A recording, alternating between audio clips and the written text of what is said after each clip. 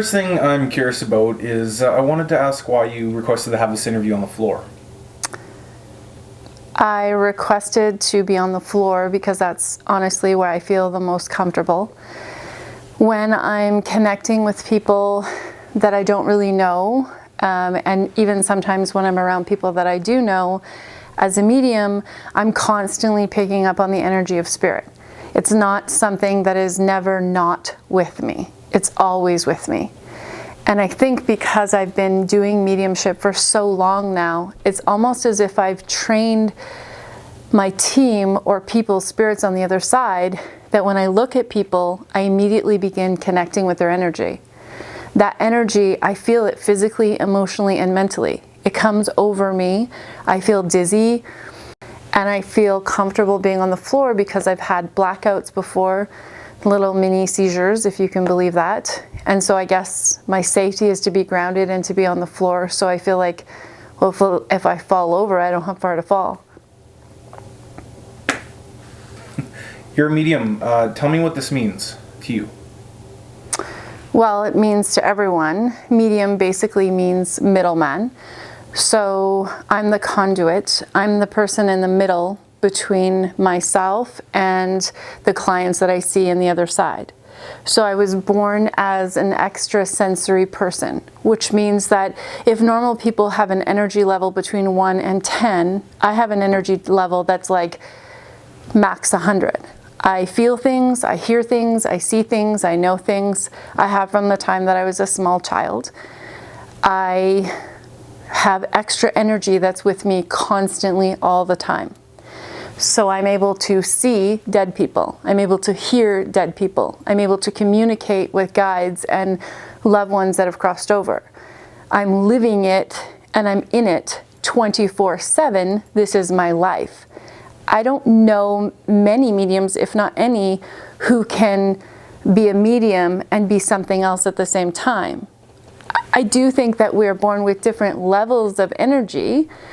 I do think maybe there are some people who are mediums who maybe don't have as much energy as that I have, and I don't know why, other than I guess I asked for this. I guess this is part of my life here, is to experience being a medium, but I'm just able to communicate with the other side and know things. I don't know how I know them. Like even as a small child, you know, people would be watching a movie and I would think, how do they not know how that's going to end? How come I know things? Or sitting in math class knowing what my teacher had said to his wife or why he was unhappy about his lunch. I never really understood. I just felt like I was crazy. So, Carmel, why did you become a medium? I didn't have a choice. I didn't pick I'm going to be a medium. I was either going to live like this with this. There isn't anything else I could do. There's nothing. I can't imagine. I can't even shop at Walmart, never mind working there. There isn't anything else for me other than being a medium, because being a medium and connecting with spirit and doing what I do allows me to channel all of that extra energy that I have. So as long as I'm communicating with spirit and I'm allowing that energy to flow through me and I'm using it for this purpose, I just think that God said, hey, this is what you're going to be. I don't have any other choice, and I certainly didn't choose it. I don't know. I mean, I tell myself I wouldn't choose to be a medium if I came in again. As I said, it's a blessing and it's a curse, but I didn't pick it. There isn't, like, I can't travel. I can't hear the news. I can't watch TV shows. I don't enjoy movies. There's nothing on them for me. I can't do things. I can't interact with people like other people can. I'm not normal in the sense of what normal is. I'm an extrasensory. I'm a medium who's constantly with spirit. There isn't anything else I could do. This is it for me. What does your day-to-day life look like? I get up in the morning and I spend a lot of time with my dogs. I have a lot of them. I have 9 dogs. I live on a big ranch. I find the dogs to be really grounding and comforting to me. I get up, I should have breakfast. I usually don't, because I have 1,000,001 things I need to be doing. And in truth, I use sugar a lot to fuel my body, which I shouldn't. So I should be eating a healthy granola bar or maybe a piece of fruit, but I'm usually reaching for a caramel bar to amp up my energy to get myself going. Depending on what spirit dictates how the day is going to go, I'm either reading for clients or I'm not reading for clients.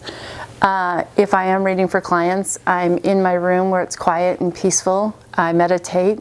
I'm in prayer every single day. It isn't an option for me not to be in prayer. I'm always in something I call spiritual study. So I'm always trying to learn. I'm always in this level of spiritual awakening. I'm always trying to figure out what is the life lesson for me or for other people in my life. I'm either working on a missing persons case, and if I'm not, then I try to, spend my day as much as I can with spirit in some form of learning. I try and have supper with my family, and I try and be in a normal life as much as I can, but there's so much of the life that is just overtaken by being with spirit that you can't ever not be with spirit. So what's my day-to-day life like? It's like Carmel, Baird, but with spirit. I think that's the best way I can say it.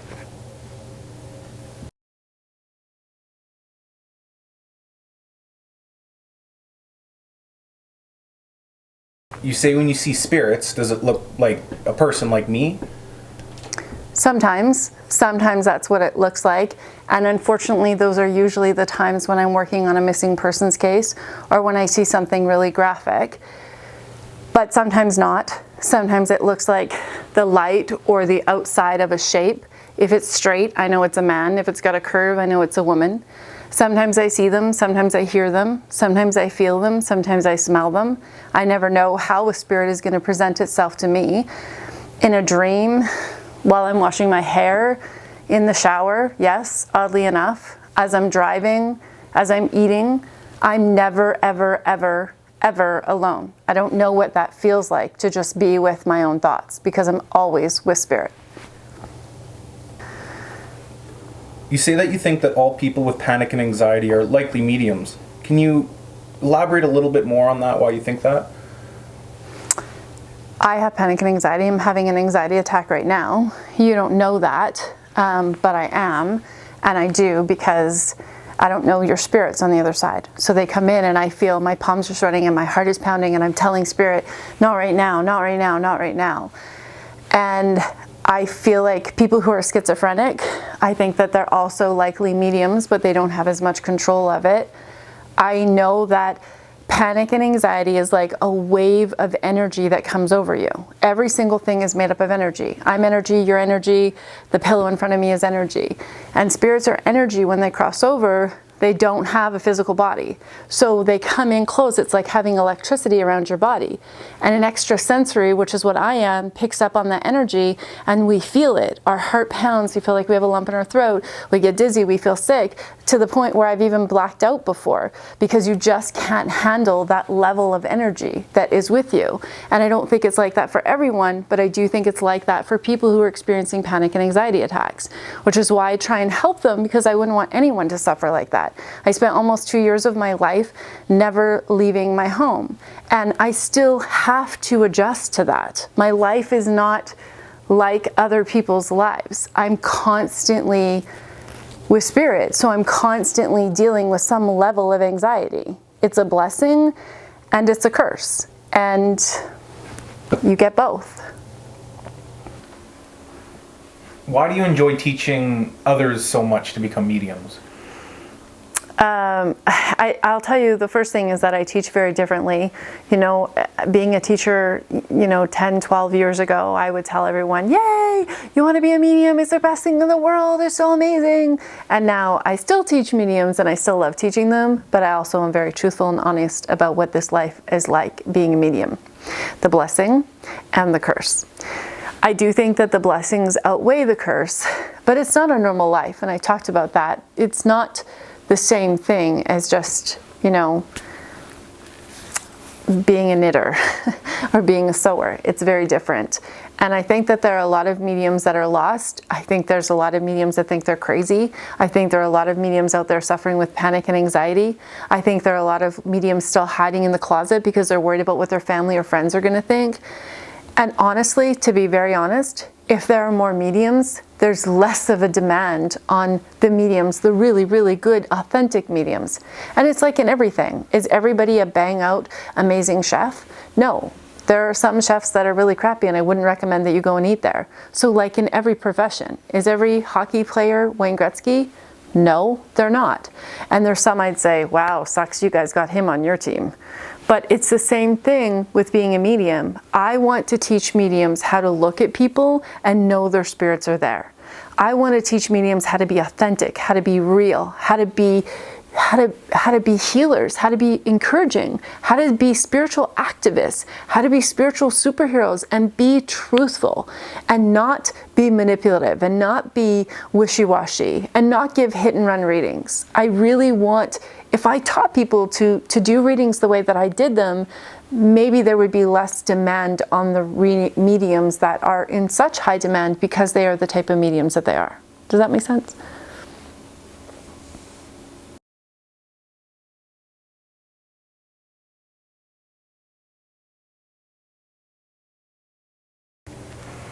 So do you think you're perfect, or have you achieved all your life lessons? I don't think I'm anything close to perfect. A lot of people think that because I'm spiritual, it means that I'm not a human being. And I still have an ego, and I battle with my ego just like everybody else does. Do I think I've learned all my life lessons? No, not in a million years. If I did, I guess I wouldn't worry sometimes about what people think and what they don't think. I'm still human, and I still grieve and hurt just like everyone else. I think the difference between me and others is that I understand that everything is a life lesson. So even if I'm in a great deal of pain, I understand that that pain is there for a lesson, and it's to teach me something that I need to grow through or grow from. And instead of walling around and being a victim, I'm usually trying to rise up and to get ahead of it. You know, when people disrespect me, I respect them more. When people are rude to me, I love them more. When people hate me, I love them more. I think that, you know, means that I'm definitely a spiritualist on a spiritual journey. I don't think that makes me perfect by any means. God knows I make mistakes like everyone else. I think we can only do and be who we are with the knowledge that we have at the time. And all the time we're getting better knowledge. I'm just doing the best that I can. And for some, maybe that's not good enough. But I'm a 45-year-old woman who's still a mom and a friend and a wife and a daughter. And I still stub my toe and say, shit. Okay, let's be honest. I say the F word and I freak out. But I know that, why did I stub my toe? Was I rushing? Was Spirit trying to tell me to slow down? I'm using that as an example, but applies to everything in my life. Does that make sense? Do you see yourself as a prophet or a guru for others? You know, the word prophet, a lot of people have described me as being a prophet, and I'm always like, no, that's too big a word. That's not who I am. I obviously think that I'm some type of a master healer or a master teacher. If I wasn't, then I wouldn't be educated on the knowledge that I have in this lifetime. I think that I've come into every lifetime being this type of a healer or a teacher or a spiritualist. So I do think that that gives me the authority to be able to teach to other people based on where I am right now. Do I think that I'm perfect, or I'm the only guru or the only prophet or the only spiritualist? I don't know. I mean, lots of people are always trying to get me to explain, where do I think the messages come from, or why do I think that this works? And the answer is, I don't know. But when I get over there, I am sure as hell coming back to tell you guys. I'm just doing what I do because it comes natural to me. I don't know any other way to be other than this. Why do I hear things? Why do I know things? Why am I able to see things that other people aren't? I can't fully understand that. And if it helps someone understand by calling me a guru or a prophet, if that makes sense of it for you, if that writes it for you, then that's okay. But I just think that we're human beings that want to put labels on things. And when we put labels on things, that makes us feel comfortable. You know, oh, you're this and you fit into this box and it works like this. And there are no labels. God, Spirit, Mickey Mouse, Smurfette, whatever you want to call it, there's a higher power that is bigger than us out there. And I don't have all the answers, but I'm not going to question the fact that I'm crazy based on the information that I know to be true. When I give someone a message, I know that there's no way that I knew that. When I read for someone, I'm given their name and their phone number. That's it. I'm not given anything else. So I know that to be true. I know that to be truth. And I think that I really stopped trying to prove it to other people a long time ago. I just did what God wanted me to do. And that's the only way that I can explain it to you.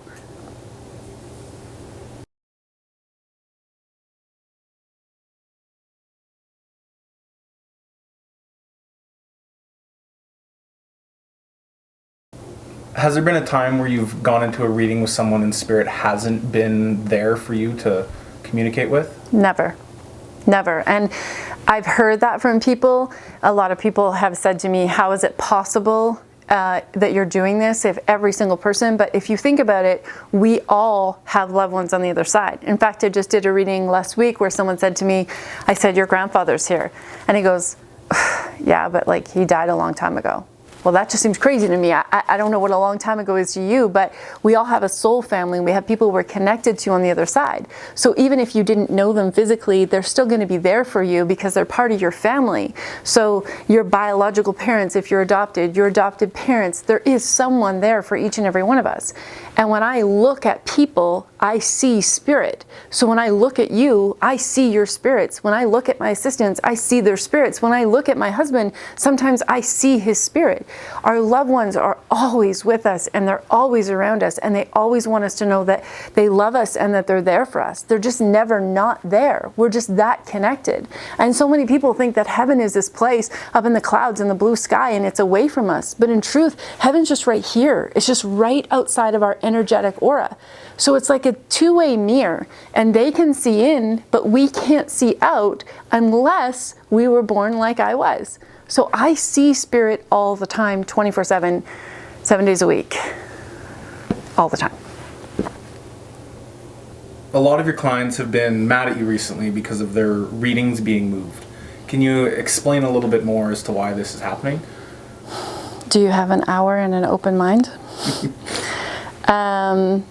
Yeah, I can explain to you why this is happening, because I'm not in control of spirit. And I know that some of the clients that are listening to this may not be able to understand this. So I'm asking people, if you are gracious and open-minded enough to believe that I'm a medium, then be gracious and open-minded enough to realize that we are not in control of the other side.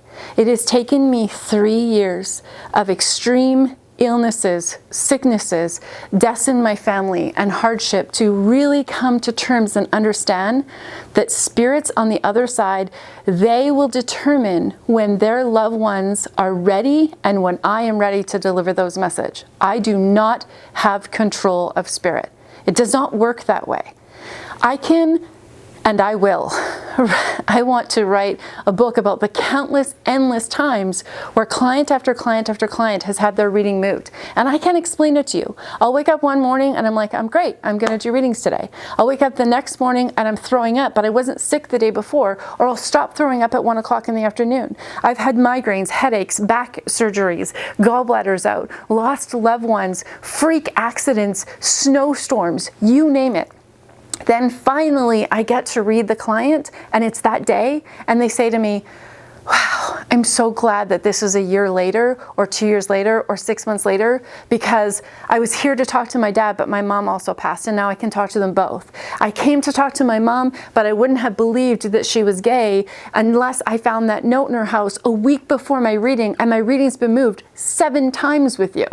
I came to talk to you about having a baby, but I wasn't ready, and nor was I with the right man, and now I'm in a different relationship. I can write you hundreds and hundreds and hundreds of stories of clients that have been angry and mad and yelled and screamed. But if they stayed with the process and they allowed it to happen when it's supposed to happen, how it's supposed to happen, they realize when they're finally connecting with me that the truth of why they were there on that day, on that time, happened the way it was supposed to. So I started to figure this out, and it started really in January and February of this year, 2017. I started to seamlessly put together. I kept a journal of notes as to who I was reading, why they were getting moved, what was happening with the moves. And finally, I started to figure it out. And I said to my husband, Dave, I said, it's a conspiracy. I know what it is that if those people, the client isn't in the right place, or if the spirit isn't ready, I'm sick. Something happens to my physical body and I can't read them. So my husband said, well, that's great, you figured it out. Why don't you tell spirit on the other side then that instead of making you sick, just tell you that you're not supposed to read for the client on that day? Do you know why? Because I got so worried about what people said about me and how they felt and how the client was feeling that I wasn't listening to the spirit. I wasn't honoring the truth anymore. I was only honoring their egos. I paid for this. I'm mad at you. I left work. I had to do this. I had to do that. You've moved my appointment 4 times. And instead of trusting the spirit, which is what I should have done, and said, listen, you're either going to have faith and you're going to listen to your dad or your grandma or your brother or your sister or your guides or your angels, and you're going to be with me when you need to be and when it is right for you to get the healing and for me to give the message, and all of those 3 things to align. I wonder, do we think that they're just sitting over there twiddling their thumbs doing nothing? There are spirits that have come in late to readings. There are spirits who have moved readings and said to me, I'm stronger today. We don't understand that they don't have a physical body. The spirit has to drop down their energy. I have to pick up my energy so we can meet somewhere in the middle. So now, even after figuring this all out, I'm trying to say, and even my staff, we've come to blows because they're like, this person's waited 2 years. I'm not in control. The spirit is saying, not today. Not today. I don't get to decide. It's not today. So the frustrating thing in the whole world is that if people can just get there, if you can just have, you're talking to a medium. You are going to see a medium that is going to talk to the dead. You have faith in that. Then have faith in your loved ones, that you'll sit in front of me on the day and the time and the place where you're meant to, how you're meant to, when you're meant to. And if you can trust that, then I promise you that the healing can be better than anything you've ever experienced before. Because to be honest with you, I'm tired of being sick. I am tired of throwing up. I am tired of having migraines. I am tired of being inundated with this because I'm not trusting spirit and I'm not living my life in true form, which is to really allow these spirits on the other side to let me know when their loved ones are ready for this healing. And I've had enough of it and I'm not doing it anymore. I have to listen to spirit. And if people can't believe in that, then I'm not the right medium for them.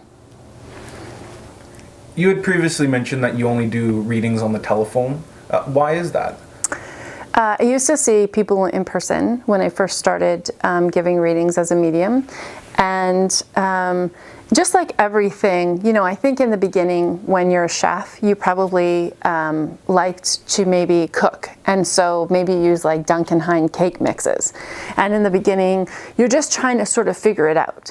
But then after being a cook and becoming a chef and becoming a master at your craft, I think you can make this amazing French cuisine, and it's completely different than what it was out of the Duncan Hine cake mixes. And don't get me wrong, I'm not taking away from those readings. I definitely think I was giving what Spirit gave me, but I didn't know how to use the energy. And now I know how to lift my vibration. I know how to talk to Spirit. And there's one thing that no one is ever going to argue with me. I might not be the best mom or the best daughter or the best sister or the best friend. I might not be the best cook. I know I'm not the best cook. I might not be the best writer or the best thing. But I know, like I know the sky is blue and the grass is green. I know, like I know with all certainty in my life, I know that I am one of the world's best mediums. And no one will ever take that from me because they are there and I can say things and I know things that I know that there's no way that I could have known that. And now what's happening is because I've become like this master medium and I've just raised my energy and my vibration so high that when I'm in front of the client, just like how when I'm with you, how I'm feeling so much anxiety, I was actually starting to feel sick, feel nauseous, I was feeling dizzy, I was having blackouts. I can't handle the energy of the client, their nervousness, their anxiety, all the stuff they're feeling, and the spirit. So the only reason why I was ever seeing people in person is because, 15, 20 years ago, if I said to someone, hey, I'm going to give you a phone reading, they would have felt like it was 1-800 dial a psychic, right? So now, because I feel like people have seen me on TV, they know who I am, it isn't like that. I can take the client's equation out of it. I can only be with the spirit. So yes, I'm on the phone. I mean, even my first reason for getting an assistant 9 years ago was because people would phone me to book their reading and I would already know who the spirits were. And so the spirit would say, oh, you know, she needs to come and see you at 9 o'clock after the kids go to bed. And so I would have clients there at 9 or 10 o'clock at night and 7 o'clock in the morning, because I would just let spirit build me over and do whatever the spirit wanted to do. Whereas now, if I'm on the phone with the client, I'm not feeling as sick as what I was energetically. I'm able to keep their nervousness and their anxiety at bay. They're much more relaxed and comfortable, and I'm able to just go in and speak to the spirit. The other thing that I always think of that's crazy to me, why wouldn't you want a phone reading? No, I can't go off of anything. You know, people say that mediums read body language and they can look at them. I don't know anything about that person. I can't see them. I don't know if they're rolling their eyes. I don't know if they're crying. I don't know how old they are, what age they are. If there's 5 other people in the room with them, I don't know. So to me, I think it's kind of the best of both worlds, especially if you're a skeptic. The readings have become more in-depth, more powerful, and my body can only be a conduit for so much energy. Every single reading is like I'm holding on to this lightning rod of electricity, and I can't seem to manage the energy of the living and the deceased at the same time, which is why I really am not going out in public. I can count the amount of times in the year 2017 that I have gone out in public. So if you've seen me shopping, likely I was in a wheelchair or with my family, I'm in and I'm out. I can't handle the energy of spirit. When I look at people, I connect with their loved ones. Then so many people recognize me now from the show, so you know what they're doing. They're looking at me going, can she see my dead people? Does she see them? Does she know them? So then they're pulling in their loved ones, and it has just become so overwhelming for me. And don't get me wrong, there are blessings. I have a beautiful ranch. My family comes to me. We all live in the same area. I have great hobbies. I have my horses. I can pick my battles and pick and choose when I'm okay or when I'm feeling okay to go out. On top of this, I was diagnosed with multiple sclerosis, which is a major autoimmune disease. So on top of trying to deal with the energy of spirit, I'm also trying to adjust to my body when it has flare-ups.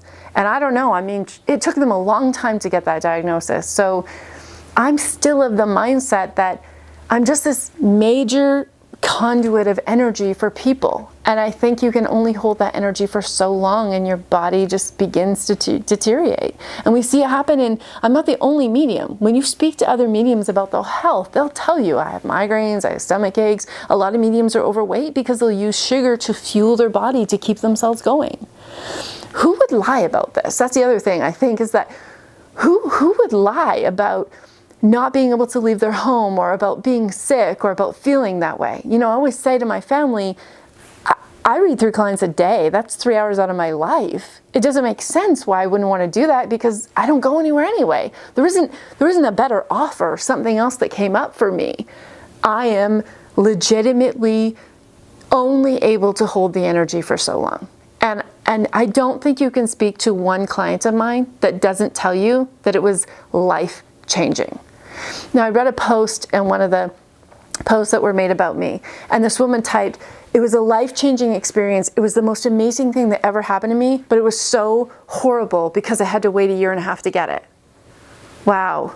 Spirit versus ego. I know you had to wait, but it was not like me, you know, sewing a pair of jeans or baking a cake. I'm talking to dead people.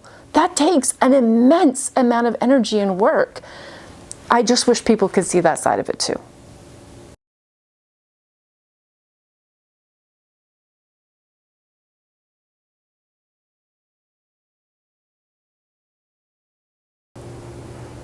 Carmel, some have said that your focus seems to be making money.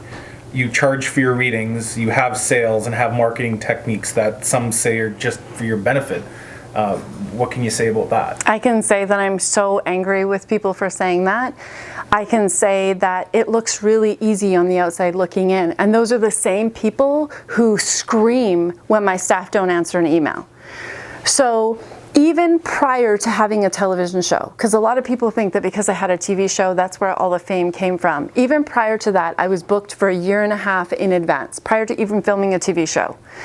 Then when the show aired, we receive in our office every single day over 1,000 emails. Every single day. So if you check my email, every 3 to 5 minutes, there's a new email coming in. It takes a team. They have to be able to answer those. All of that team can't work out of my house. I have to pay for the lease of an office space. I have to pay my staff. I have to pay someone. Then people go, if I don't go live on Facebook or I don't make a Facebook post, they go, well, why isn't she on Facebook? Where's she been? How come she's not catering to us? I have to have a team to help with my social media. I have to have a team. Events, people would say to me, well, how come she could be at the psychic fair and she showed up there and she seemed fine, but she couldn't do my reading? I didn't plan anything. I have a team of staff that pays for that. So people want products and services that they don't have to pay so much for, like the readings are $500 and they have to wait years to get them. So I created mini readings to try and help people immediately. Then I got yelled at for making mini readings. Then people said, you're rude because you sold readings for $25, but I had to wait 5 years for my reading. Well, I was trying to help you. I'd give you the reading for free if I thought that it would. No one more than me gives more free contests and more things away, and nobody sees that. We don't brag about it or talk about it. Every year, I give over $200,000 away in free products and services, but nobody will talk about those things. Instead, they're talking about the things that they think that I'm doing to be able to make some kind of money. As God is my witness, I do not make any more money than I did being the medium that was reading for the few people out of my house. The more people that you want to help, the larger you want your business to grow to reach more people over the world, the more people you need for a team, the more rent. I ask someone, go out and try and rent a venue. Go try and hire someone with the expertise of knowing how to build a website, answer emails, create products and services. Go try and hire those people and find out how much they're going to cost. And then ask me if what I'm doing is just to be able to make money. And further to that, I would like to speak to the fact that I do not travel. I do not go into stores, I do not shop. I do not have fancy jewels and diamonds that I drape all over myself. I have horses and animals and I live on a ranch. That is what I do. That is where my joy comes from. It's being with my animals, my family, and my children. I have a way of life that I had even prior to being a medium. My husband had a mobile mechanic shop, one of the busiest ones in the city that I live in. We had a really great life prior to that. So all I did was said, you know what, I don't want to give up homeschooling my children. I want my husband to be able to homeschool them. And I tried to reach more people by creating more products and services. It didn't matter what you do, because the mob mentality, if they decide that you're bad or that you're a scam artist or that you've done something wrong, then everybody jumps on the ship looking through the fragment of glass that they're looking through. Unless you're here and you can actually see it, then you should speak to it. You shouldn't speak to something that you don't know. And to say that I do this just to stake money or to make money is a ridiculous, ridiculous statement, and it's hurtful to me. People don't understand that the things that people say are hurtful. I'm a human being. I have feelings. People made all kinds of posts on different buy and sell groups and Facebook pages talking about things that they had absolutely no previous knowledge to or information about. None whatsoever. The bullying and the comments got so bad that someone went on my Facebook page and said that they were going to bully and harass me until I slit my wrists and committed suicide. Who says that to someone? My family, my children, those people had to read that. I have to live like that. It isn't a great feeling to get up in the morning and think, wow, these people hate me, and all I'm trying to do is honor spirit and truth on the other side. There are days, I'm going to be really honest with you, that I don't want to do this anymore. I can't do this anymore. But the truth is, I don't know how to not do this. So this interview that I agreed to with you is about, this is the truth. Mom's the Medium was a great show. I loved it. But you have to understand, I was put into situations that I wouldn't have normally put myself in. I don't go out shopping anymore to the grocery stores. I don't do those things because I've given my whole life to spirit. It's different for me now. And yes, our family is funny and quirky, and there's fun and light things that happen. But there is another side of that. There is another piece of that.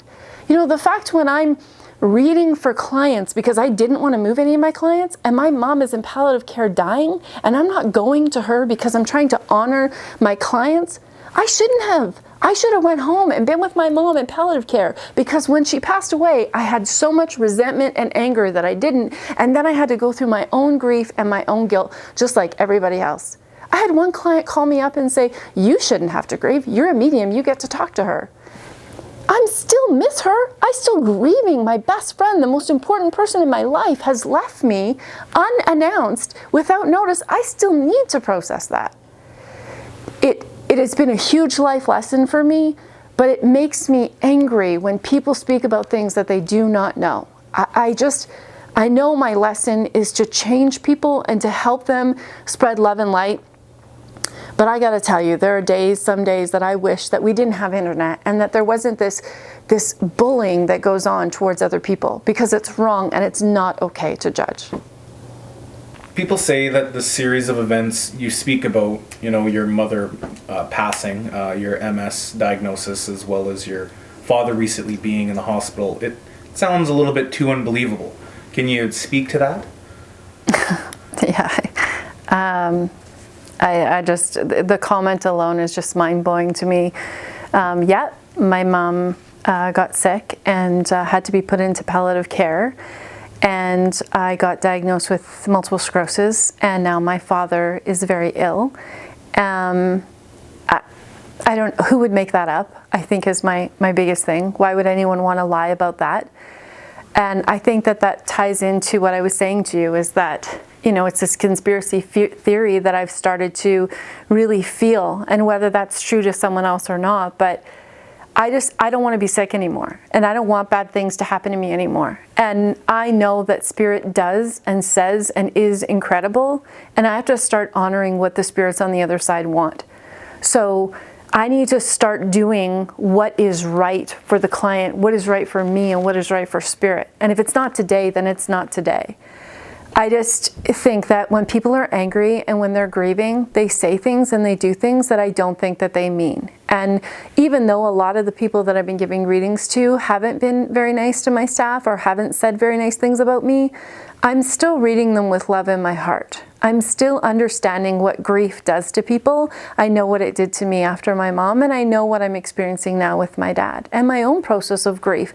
I was a strong, outgoing person. I was someone who, loved having thousands of people on my property for psychic fairs, and I had to accept that people with MS, we need naps, and we're tired, and we have differences in food and diet and things. And I just think I just hold forgiveness for them. I just think it's a hurtful thing to say, and I know that it's got to come from a place of grief. And so I just forgive them and love them, and I want to read as many people as I can. Someone said to me, if I gave you millions of dollars and you could give all your clients back their money and never read for anyone, would you? And I said, well, I would still be a medium. There isn't anything else for me. I love, love, love what I do. I am a great medium. I am probably one of the best mediums in the world. And I know that because it's in my heart, and I'm not making it up. And I'm communicating with Spirit on the other side, and I'm doing what's true to me. I just wish more people would trust it. What pain have you experienced from people attacking you publicly, emotionally, or spiritually? I'm still a human being. So it's hurtful to hear people say those things and to think those things. Obviously, I've struggled with it. I've cried a lot.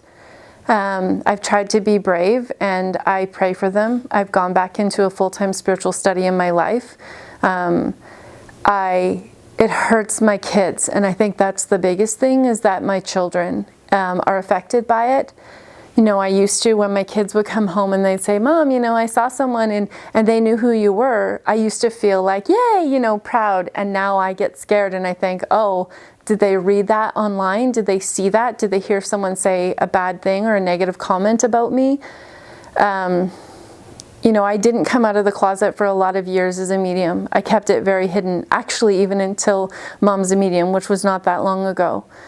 So it's hard. You cry, you're upset, it's hurtful, it's difficult to be in that state of mind and to still want to be a healer and to still want to help people. People hurt you, and you still want to help them, and you still want to be there for them. That's tough sometimes. And I have an ego, and I just keep prayer in my heart all the time for them, and just try and say, okay, they're grieving and they're angry, and I just have to find another way. Just find another way. What do you think about people who call you a scam or say that Carmel Joy Baird is a scam artist? I think that I think that people have big egos. I think that that's their opinion of me. I think that people just try and hurt. I think that people who don't understand what I do, I think that people don't know who I am. You have to remember that I didn't even go and see a medium before I found out that I was one.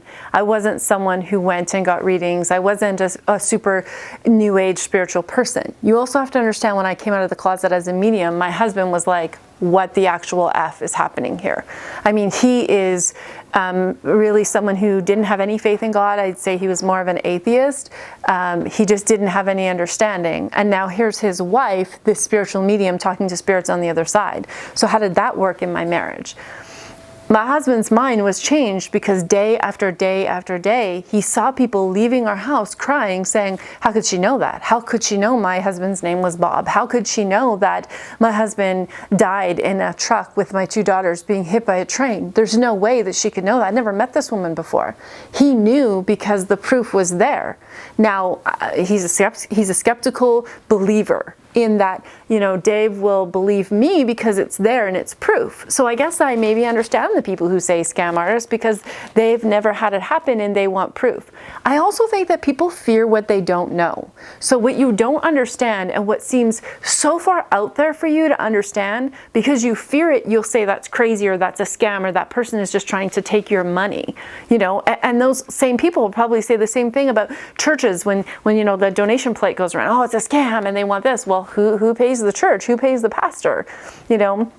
People expect that because I'm a medium and because I work for spirit, I have to take some vow of poverty, which it doesn't make sense. Is because I should help everyone else and I should heal everyone else, but I'm not allowed to have nice things, and I'm not allowed to feed my family. I should eat pork and beans out of a can and have nothing and help everyone else. But the hockey player who has the gift of entertaining us and playing hockey, he can make millions of dollars. And the artist who creates this beautiful masterpiece, they can make millions of dollars. And the brain surgeon, who, by the way, doesn't make as much as the hockey player, which is on all levels wrong, but the brain surgeon who has the magical gift of being able to perform brain surgery can make hundreds of thousands of dollars. But the medium who knows you're going to have a baby, who knows when your dad is going to pass away, who knows validations from your father of being an alcoholic and wants to give you the healing for that, they should eat pork and beans. That I cannot figure out. And so those are the same people who will say you're a scam artist. And if I'm late on something, I'm a human being. Listen, here's the thing. If you ordered a pair of Levi's jeans, I know that might show my age, but if you order a pair of Levi's jeans and they emailed you back and said, we're on back order, we'll have them out in 6 weeks, you go, oh man, that sucks. Those jeans are on back order. But you wouldn't say that Levi's is a scam artist. So if I have, God forbid, a migraine or a death in the family or something happen, and I'm behind on a product, I'm a scam artist. I'm a scam artist. But Levi's is not. They're on back order. It's human beings just are human beings. And I love them every single day of my life. And they teach us life lessons. And this is where I think that we just have to come out of our minds are so limited by things, and we just can't step out of that. You're brave enough to go and see a medium, but you're not brave enough to understand that maybe you're not meant to get that when you want it and when you say you need it, but when spirit does. Some have been angry with you for saying that those who commit suicide go to love and light. What is your stance on suicide and crossing to the other side? We all go to love and light. And I haven't just been in hot water for saying that about those who have committed suicide. I've also been in hot water for saying that about people who we perceive that shouldn't go to love and light. We pick when we come, and we pick when we go. And if we do go by suicide, that was our choice. I think that there could be a life lesson in there for our family. Now, don't get me wrong, I'm not an advocate for suicide. I'm definitely not telling people to do that, because I want you to think about it like this. I'm going to talk about video games, and I'm going to reference Mario Kart, because that's the only one I really know how to play. So if I was playing Mario Kart and I was on like level 10 and it had taken me so long and it was so hard and so grueling and so difficult to get there, but all of a sudden I decided I didn't want to play anymore, and I walked up and I pulled the plug from the back of the wall, guess what? You don't plug in Mario Kart and get to start back at level 10. You need to go back to level 1. So by committing suicide, what you're doing is resetting all of your life lessons, and I do think they might even be harder. So I'm not an advocate. If you choose not to be here, you're still going to go to Love and Light. But guess what? You don't get to come back at level 10. You got to go through it all over again. So what I say to those who are depressed or struggling with suicide, I tell them, listen, don't pull the plug at the wall. You've come this far. Continue forward on the journey. You're not alone. And most of the people that are committing suicide is because they feel lonely. And we feel lonely because we're in a society with internet and telephones and things. We're all sitting at the table. We're all talking on our phones, and we're living in a world of social media. We're not living in the world with each other. We've lost our connection with interpersonal relationships. We rely heavily now on how many likes we got on Facebook, or if someone followed us or didn't. Don't get me wrong, I'm saying everything can have balance if you can do that with balance. But there are people that can't. And there are people who are slipping through the cracks in our society that are not getting the healing and the treatments that they need. We're medicating people with man-made medicine instead of medicating people with healing, with Reiki, with therapeutic touch, with aromatherapy, and yes, even with medicated marijuana if it comes down to that. The truth is that we need to do better for people.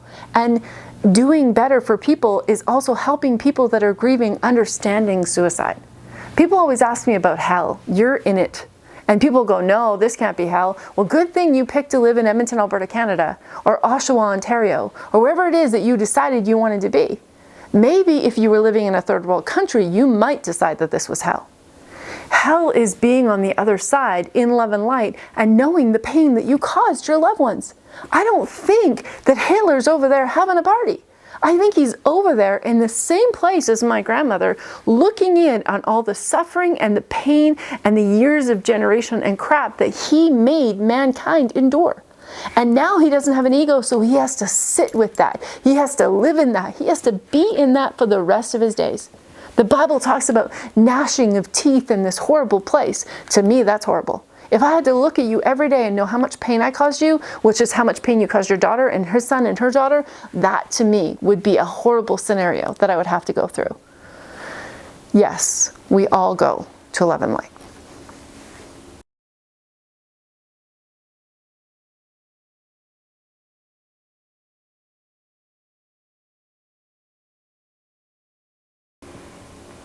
Why is it that you can sell mini readings for clients while in-person clients, telephone clients are waiting for their readings? It's completely different.